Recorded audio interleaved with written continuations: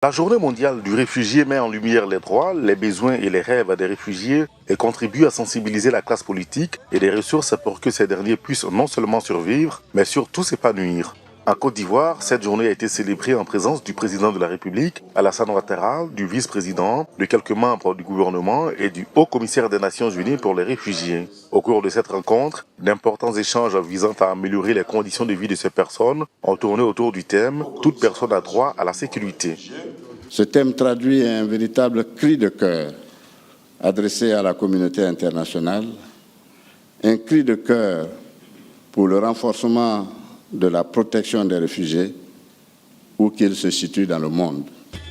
La 22e édition de la Journée mondiale du réfugié était également une occasion pour les autorités de se pencher sur la question des réfugiés ivoiriens. Au nombre de 300 000 au départ, près de 280 000 ont pu regagner leur pays. Le haut-commissaire des Nations Unies pour les réfugiés s'en réjouit. Je veux donc vous rendre hommage, Monsieur le Président, parce que vous avez proposé vous-même, je m'en souviens très bien, d'entamer ce processus il y a quelques années. Un processus qui a été rendu possible par des multiples facteurs.